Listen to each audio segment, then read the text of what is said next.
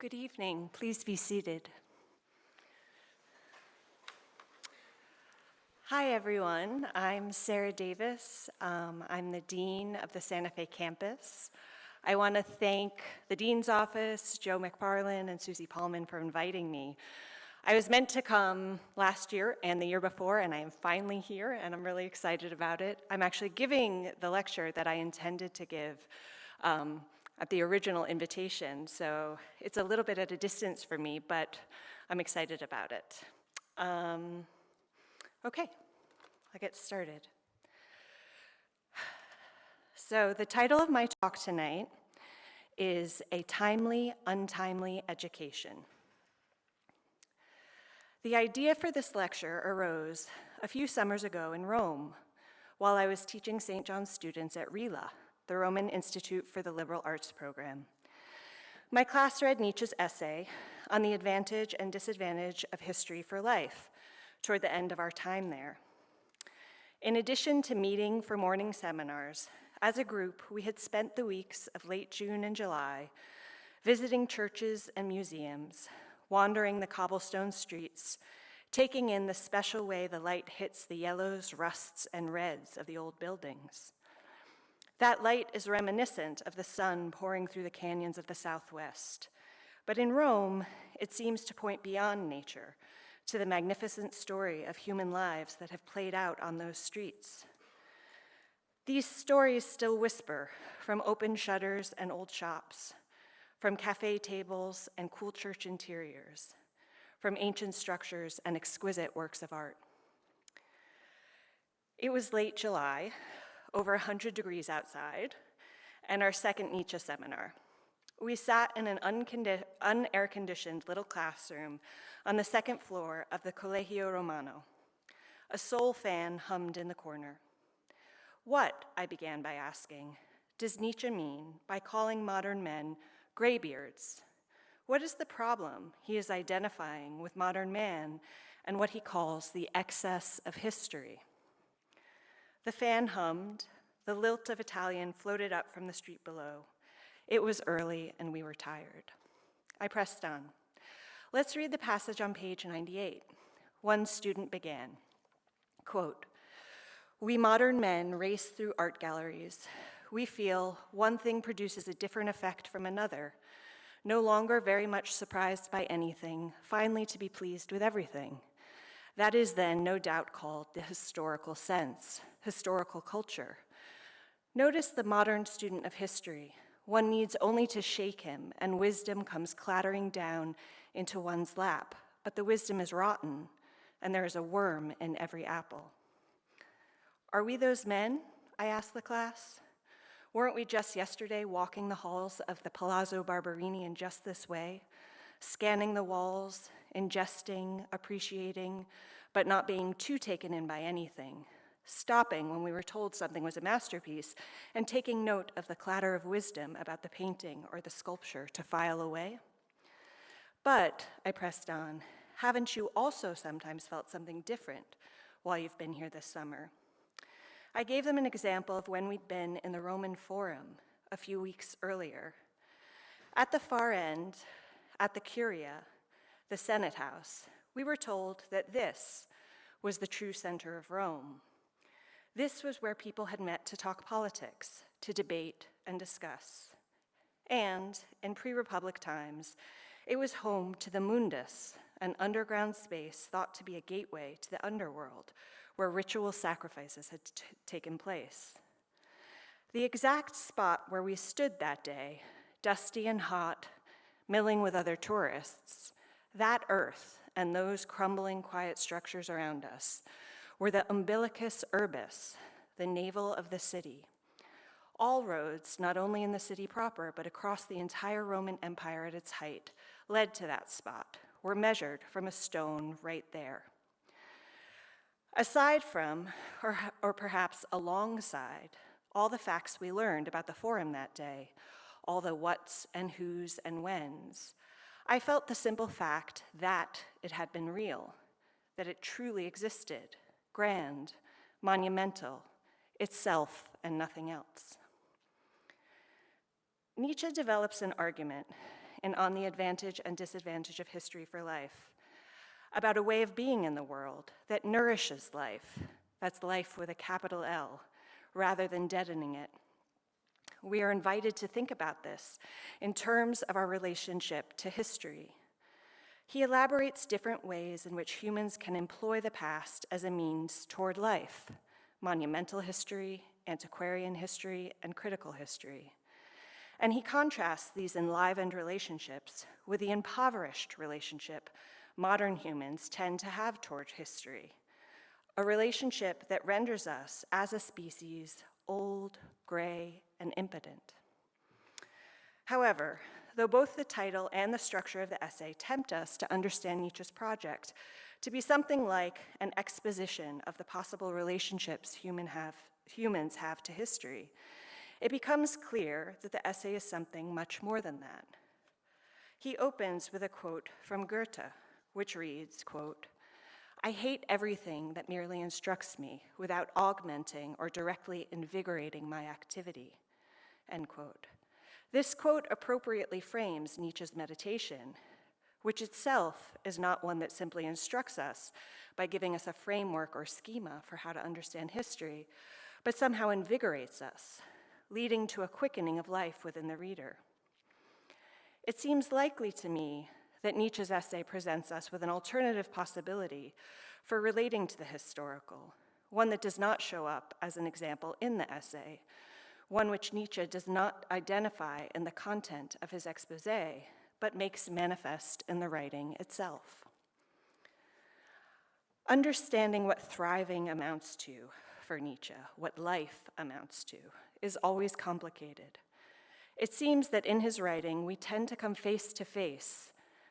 We tend to come to face life in contrast. It is by recognizing something like the deadening effect of modernity on the human, the absence of vigor and health, recognizing ourselves as the men racing through art galleries, no longer very much surprised by anything, finally to be pleased with everything, and experiencing the stifling effect. It is here that we begin to consider the way we consume and collect and clatter with information at the expense of really living. And in this kind of contrast between the condition we find ourselves in so often and a sense of something more that we truly are, it is here that we begin to stir. Part 1, forgetfulness as the grounds of life.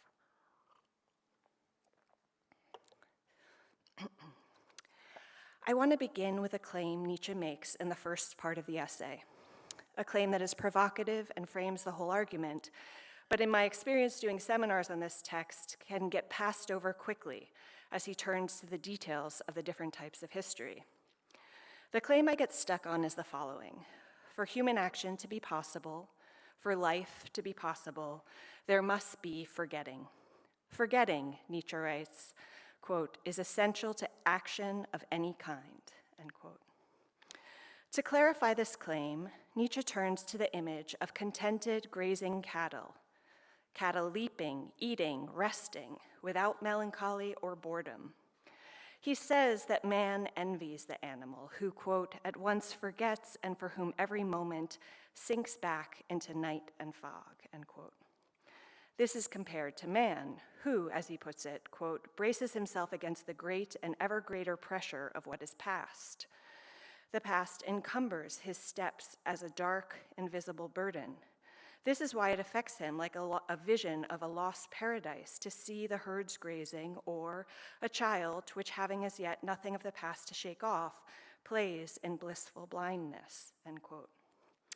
The cows eat and sleep and leap playfully. It is what Nietzsche calls living unhistorically.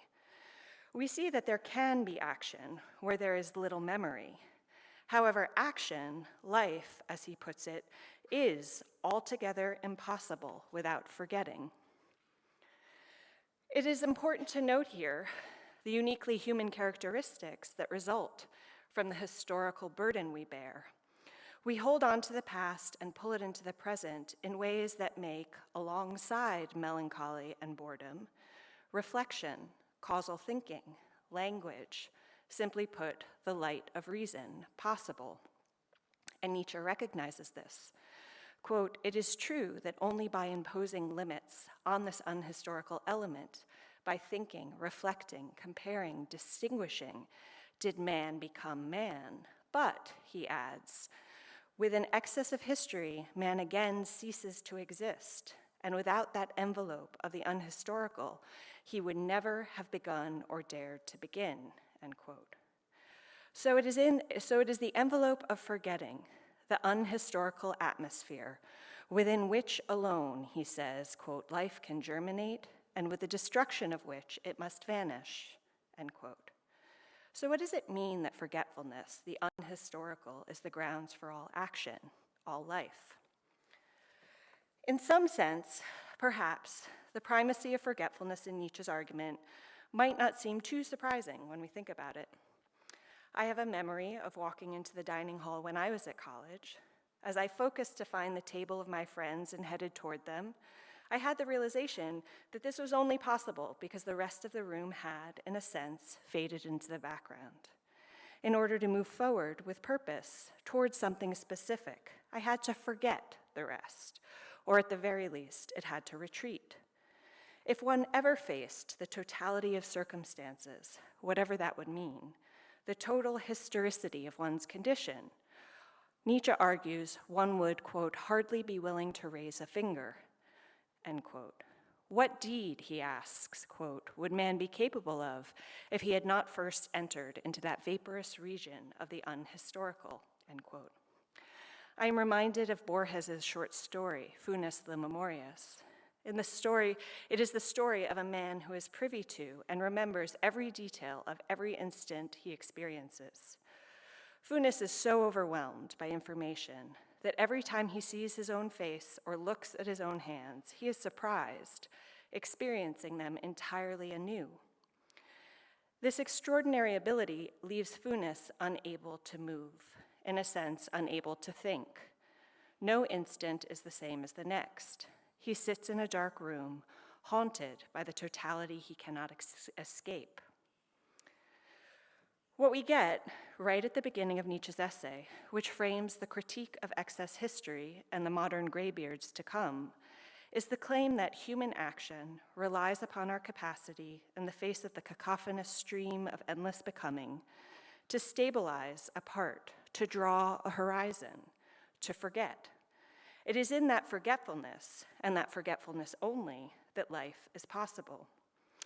Interestingly, the argument for the necessity of forgetting not only calls attention to life's reliance on horizons that stabilize, but provocatively, Nietzsche extends the language to injustice. It seems that subduing the endless particularity of historical becoming in order to act with conviction would require great force. What, for example, would allow Funes the Memorias to extract himself from the barrage of particularity in order to commit to an action?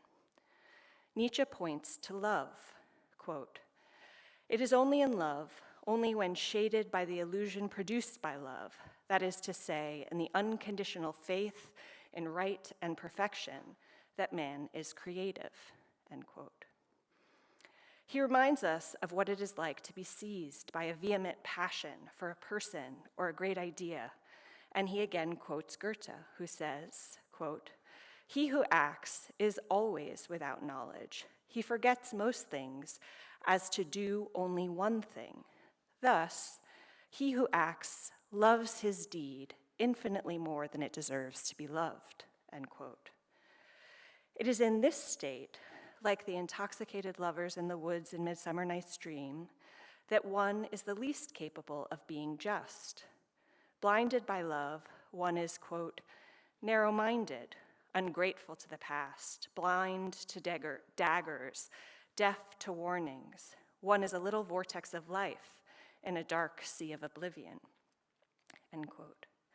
But this condition is the source, Nietzsche says, not only of unjust, but of every just deed too. Quote, "No painter will paint, no general achieve his victory, no people attain its freedom without first having desired and striven for it in an unhistorical condition such as that described," end quote. What a horizon encloses is necessarily partial. This is what a horizon is, a line dividing the bright and discernible from that which lies beyond. And the provocative claim that Nietzsche makes is that because the illuminated enclosure, my friends at the other end of the dining hall, a painter's vision, a general's battle plan, etc., necessarily holds sway over us as though it were total, the little island where life and action happen is unjust, untrue in some way, a part masquerading as the whole. I think about how I feel if I have to cross a creek or stream by way of rocks. I stand on the bank, surveying my options, deciding on a path, considering which rocks might be wobbly, which secure, although of course I can't know for sure in advance. But no amount of calculating and deliberating is going to get me off the bank. This isn't to say the reasoning is unnecessary or helpful, but just that it is not enough. At some point, I have to just go. I launch. I am off. I hear Virginia Woolf's Clarissa Dalloway here. What a lark. What a plunge. For Nietzsche, it is a passionate, overzealous love for my own possibility in that moment, my loving my deed infinitely more than it deserves to be love, as Goethe put it, that allows me to, as my son used to say, send it. My historical sense, my reason, is at work as I navigate my options. But if this sense overwhelms the daring, because there is so much, infinitely much, that I might weigh or consider, I, like Funes, would never start moving. Such a plunge is necessarily untruthful, as it asserts grounds and confidence that in some way I don't fully have the right to. But it is also stunningly and uniquely generative, as it cracks open a realm where the possibility of action, purpose, and life exist. Part 2, history that serves life. If it is the forgetting, the unhistorical atmosphere within which alone life can germinate and with the destruction of which it must vanish, Nietzsche takes the role of this unhistorical sense to be diminished and misunderstood in modern life, in our lives.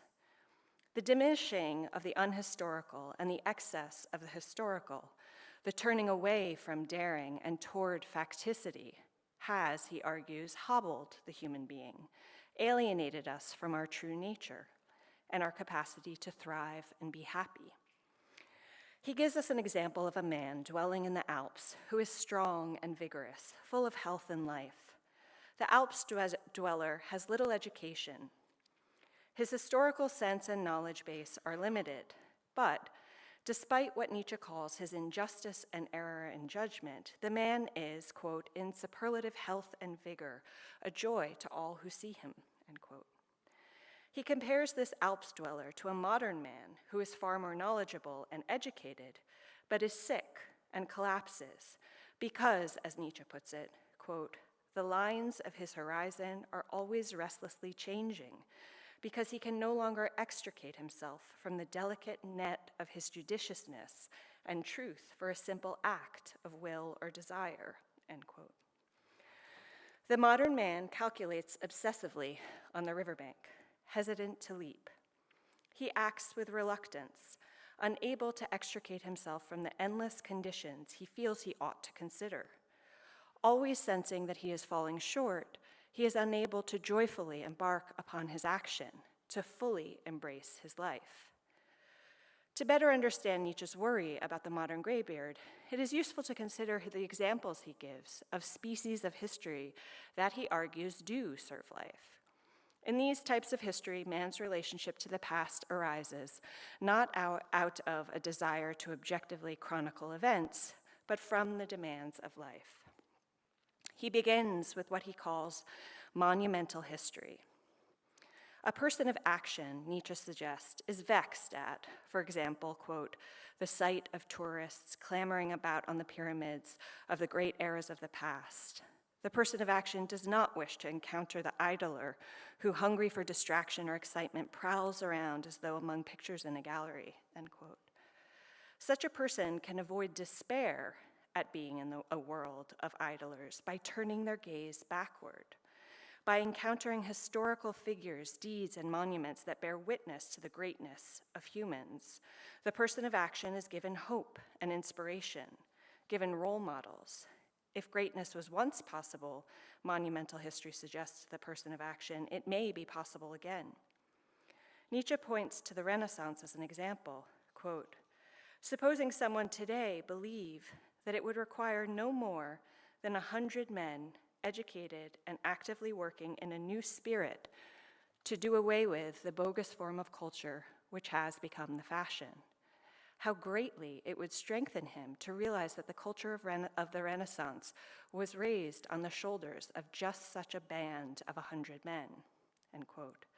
It is possible, monumental history announces, and the human heart soars, hopeful, enlivened.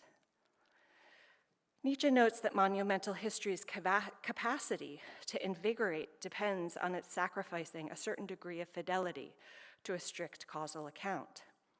Finding beauty, greatness, and inspiration in humans of the past relies on this history attending to aspects of life that transcend particular circumstances, that reveal the universal and eternal potentiality of human beings.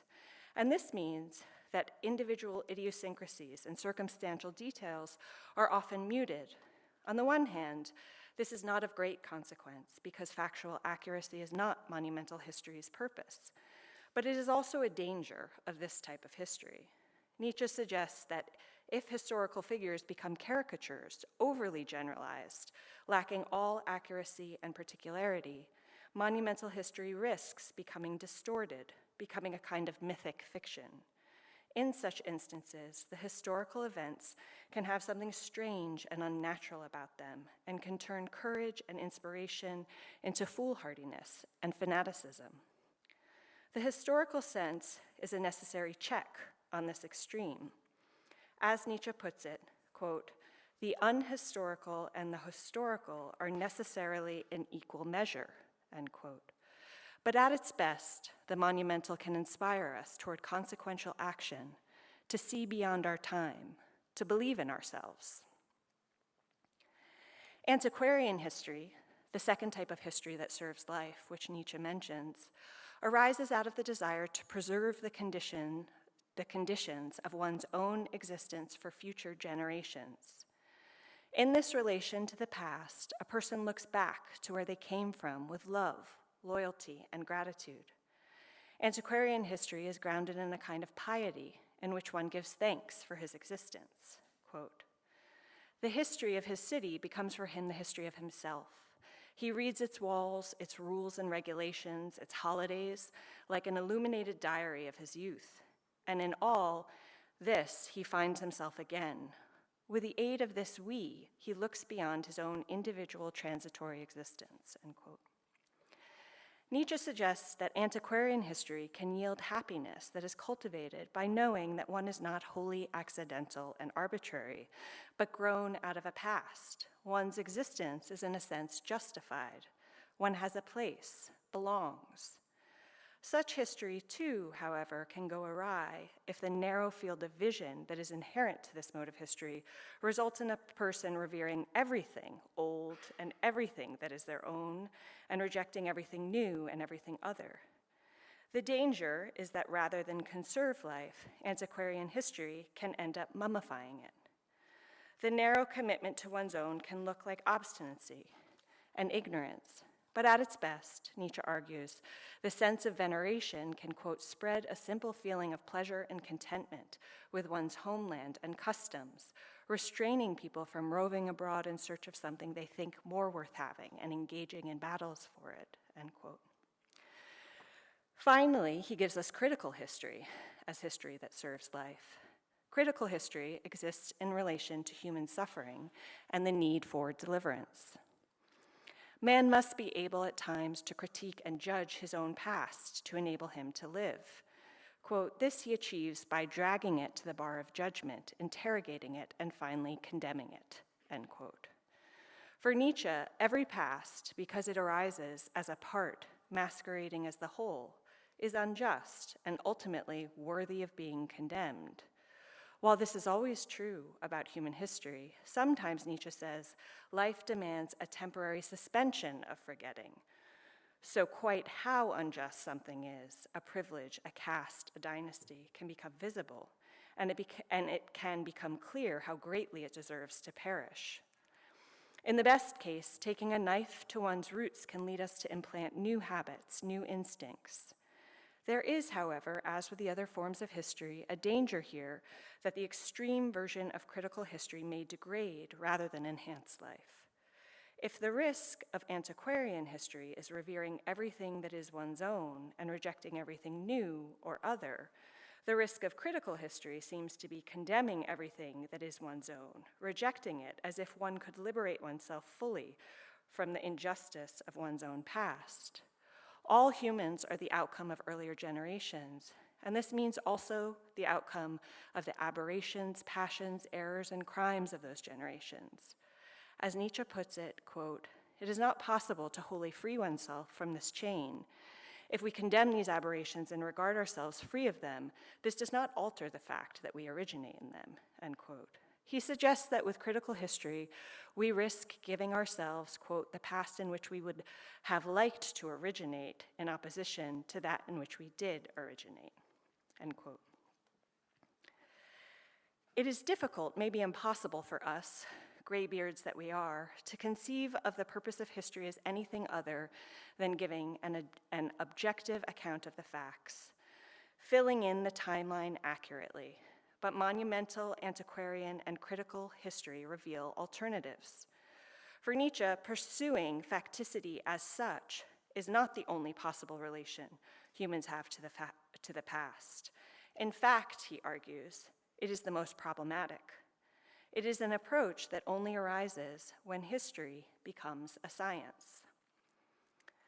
Unlike the other species of history he considers, history as a science is not, Nietzsche argues, driven by the demands of life. It seeks objectivity, pure self-subsistent knowledge. It defines and prides itself on neutrality. History as a science sees the unhistorical as a hostile force. It, quote, "hates forgetting, for forgetting is the death of knowledge. It seeks to abolish all limitations of horizons and launch mankind upon an infinite and unbounded sea of light, whose light is knowledge of all becoming," end quote. There is a tragic inversion here for Nietzsche. Modern man abandons love, daring, the plunge, in the name of objective knowledge. Modern man identifies illusion, the source of the island where life can happen, as his greatest enemy. He comes to see the unilluminated that lies beyond the horizon line as a challenge in need of resolution, of illumination. He calculates obsessively on the riverbank, striving to fill in all the blind spots, an impossible task that paralyzes him, rendering him forever dissatisfied and insecure. The engine of life, loving infinitely more than one deserves to love, is not only muted, but in principle, rejected. But also, and this is perhaps more complicated, modern man is unable to see the true source of his dissatisfaction. He misunderstands his own scientific will to truth.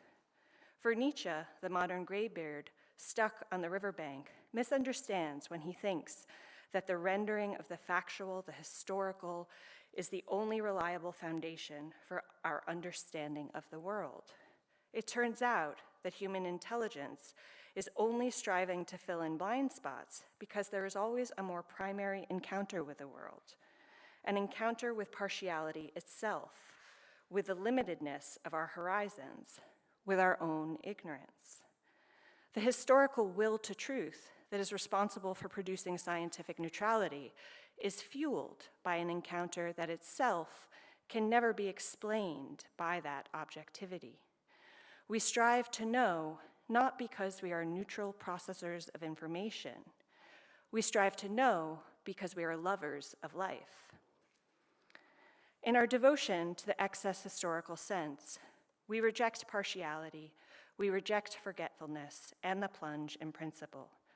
By insisting that forgetfulness is the antithesis of knowledge and truth, the unhistorical, which allows for the very possibility of knowing anything at all, is effectively hidden.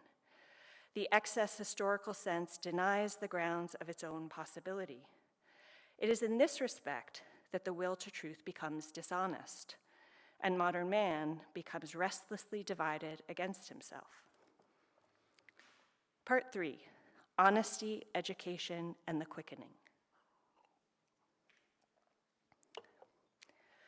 One would think, Nietzsche writes, quote, that history would encourage men to be honest, even if only honest fools, and hitherto this has indeed been its effect, only now it is no longer, end quote.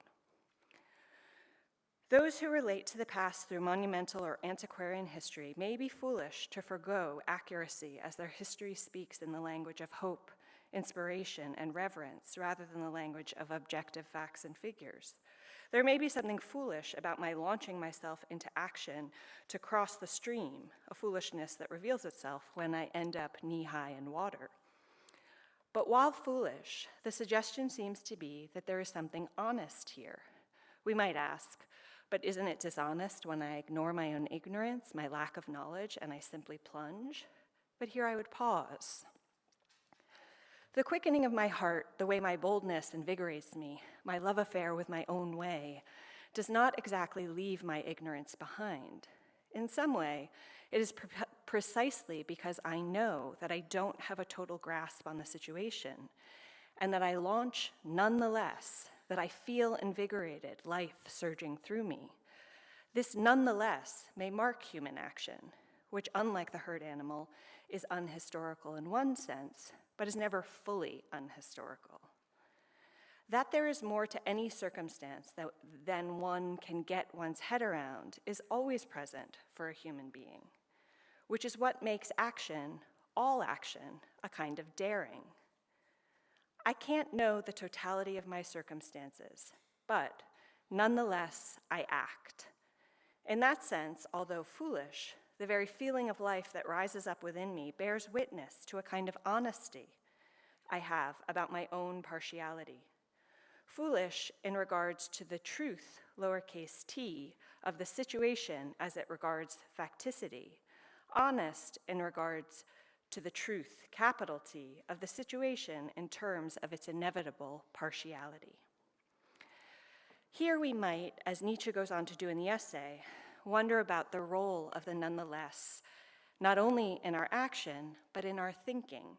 What does it look like to be on the stream bed of one's own thought, sensing a path across to a new landing, but not quite sure of which stones are steady and reliable, not quite sure whether one will make it or end up soaking wet? Nietzsche considers what would happen if an ancient Greek found himself transported to modern times.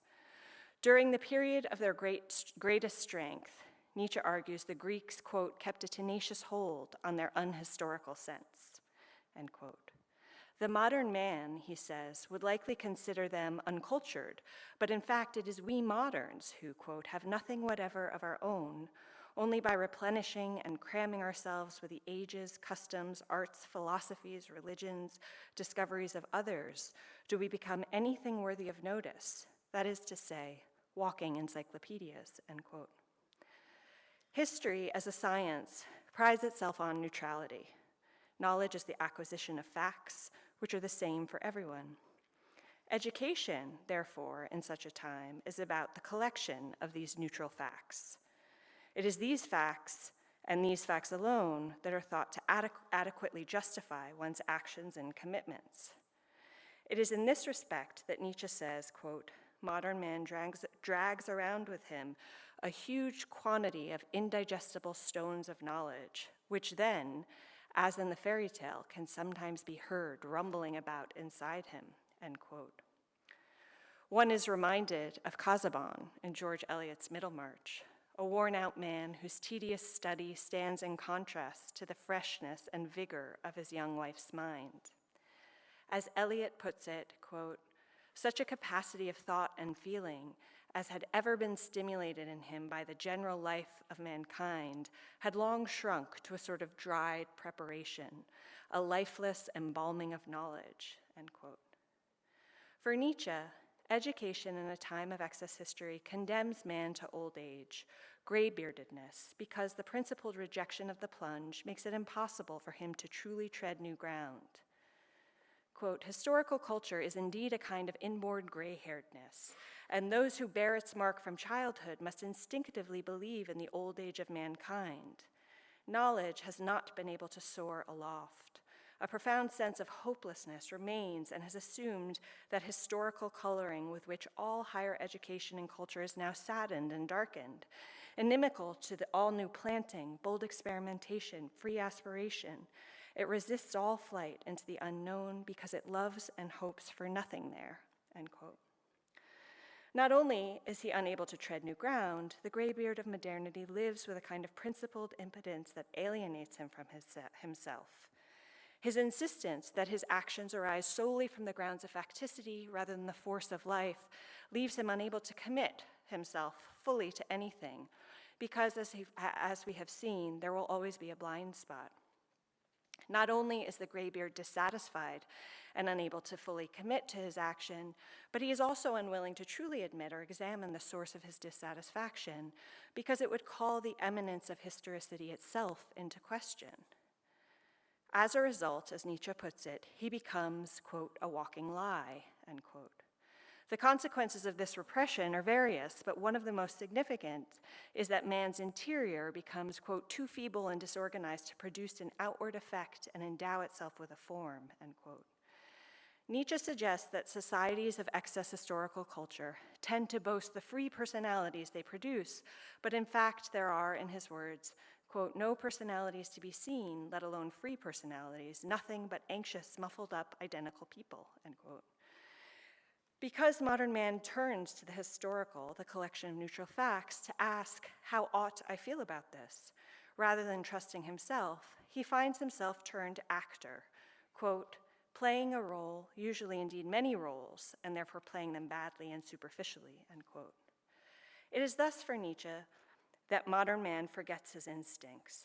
Quote, he sinks into his own interior depths, which here means into accumulated lumber, the accumulated lumber of what he has learned, but which has no outward effect of instruction, which does not become life. We might pause here. It is possible, even likely, that given the world we live in, one begins to worry when we hear this critique of modern man's excessive commitment to facticity and neutrality of information in the name of a more original relationship that privileges life. How can we not be worried today about creative liberties that are taken with accounts of history, as politicians, newsmakers, and others replace what they would have liked to be the case for what was, in fact, the case? This is not the topic of this talk, but it seems important to spend a minute addressing it. It's my sense that the kind of manipulation of facts that we worry about today is decidedly not what Nietzsche means by history in the service of life. I don't think that such manipulation expresses the plunge into life that he worries has been muted in modern times. Rather, I understand the fake news phenomena to be a symptom of the extreme excess of historical culture playing out much in the way Nietzsche anticipated and lamented. Quote, no one should be surprised, he argues, if the people perishes of petty egoism, ossification and greed, and systems of individualist egoism, brotherhoods for the rapacious exploitation of the non-brothers, and similar creations of utilitarian vulgarity may perhaps appear in the arena of the future, end quote. When an individual or group manipulates a timeline insisting on the objective reality of their version of things, the power of such an alternative account relies on our commitment to facticity and the neutral authority of facts. Such manipulation uses the authority of excess history towards its own ends, and those ends are reflections of the individualist egoism that characterizes the weak personality of modern times for Nietzsche. Human daring, I take it, is not about moving pieces around in a system of excess history to one's own petty advantage, but about stepping out into the open in a way that is unthinkable from the point of view of such a system. Stepping out into the open is characterized by daring, But that daring, as much as it is connected to will and passion, is also connected to a kind of humility, though this is not the language Nietzsche uses. The nonetheless and the quickening of life it produces in us requires the honest facing that one does not know what is to come, does not know what is beyond the horizon. It is not about gaming a system already in place. The daring to exploit blind spots for one's own ends is very different from being beckoned, daring to venture out, to fall in love, not with oneself, but with something greater. Section 5, Antidote, the historical ensnaring the historical. As I have suggested, one of Nietzsche's main worries about the gray beards of modernity is that, quote, knowledge consumed for the greater part without hunger for it and even counter to one's needs now no longer acts as an agent for transforming the outside world, but remains concealed within a chaotic inner world which modern man describes with a curious pride, end quote. He focuses on an antithesis that has arisen between one's inner world of thought and the outer world of action, between content and form, as he puts it. Nietzsche's suggestion is not, I don't think, that we should forego the inner world of thought, reason, and education, ultimately truth, in the name of a life of action, as we commonly understand that word. I don't take him to be anti-reason or anti-education. Rather, he is concerned with reconciling a breach between the inner and the outer that has caused us to think in those very terms. Education up on the hill, cultivation of the intellect on the one hand, and action, passion, the plunge, life on the other. The goal for modern man, he suggests, must be to, quote, organize the chaos within him by thinking back to his real needs.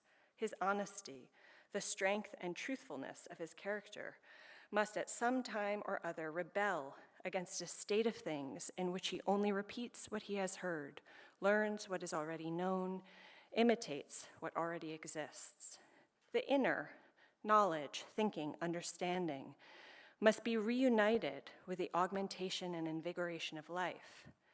To put it differently, wisdom is not something to be acquired, but to be loved. Philosophia in the original sense, the love of wisdom as an art of living. As I suggested in the introduction, it seems Nietzsche's own work here is giving us an example of what this reconciliation might look like. He recognizes that his readers at the time, but even more so today, are overwhelmed by the excess of the historical. His thinking is pointing to something that lies outside this excess, outside our time. The essay is part of a collection entitled Untimely Meditations.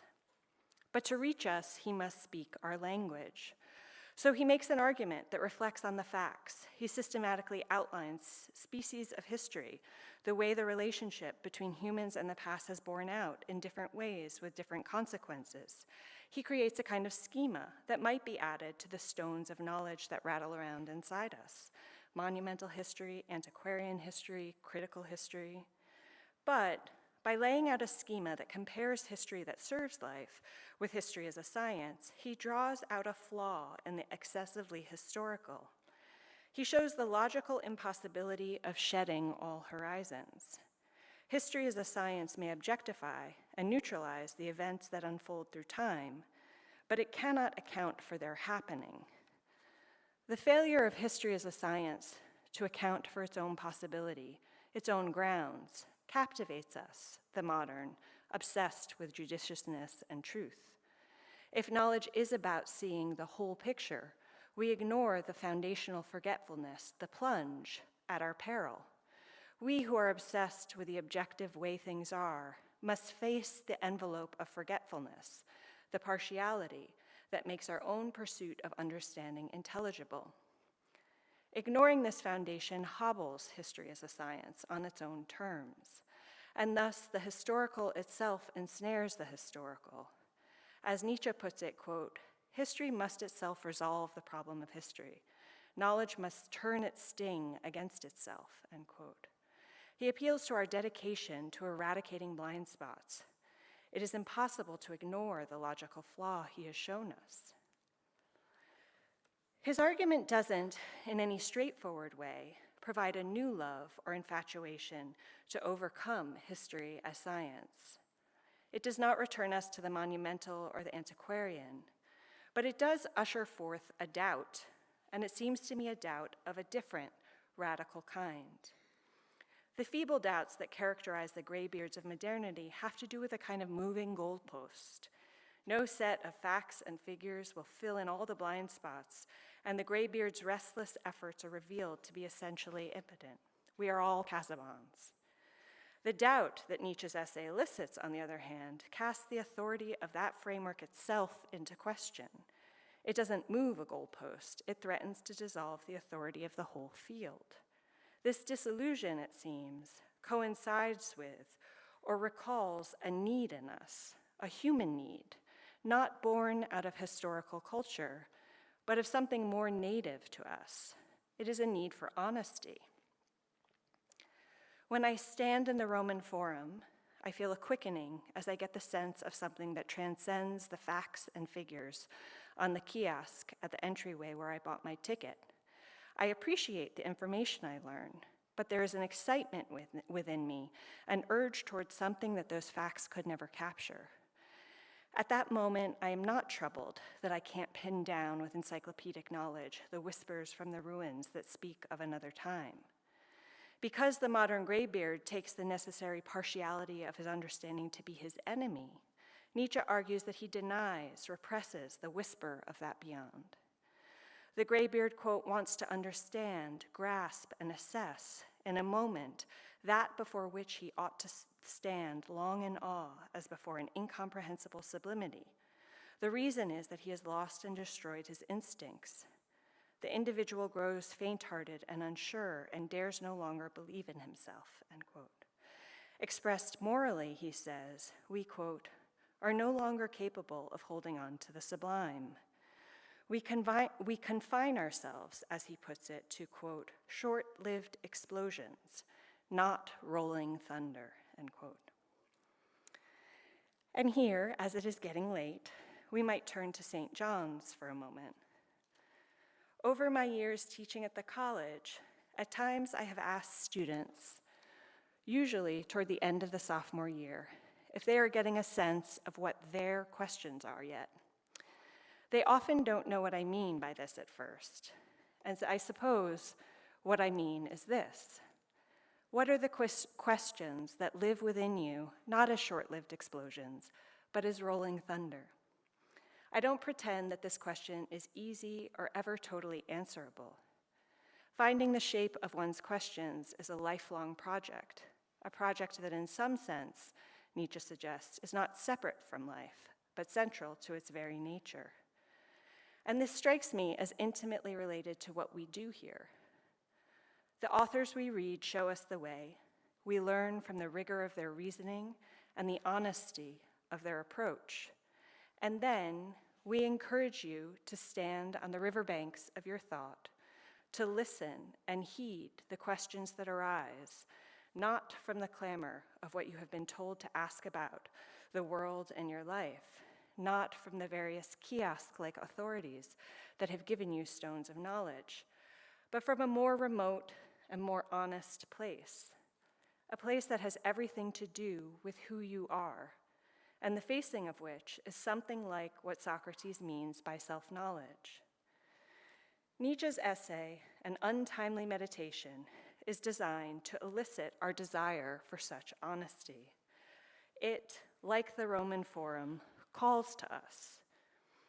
We live in a time that has cleaved apart truth and life, knowledge and love, information and the plunge. Our job is to put them back together. Thank you.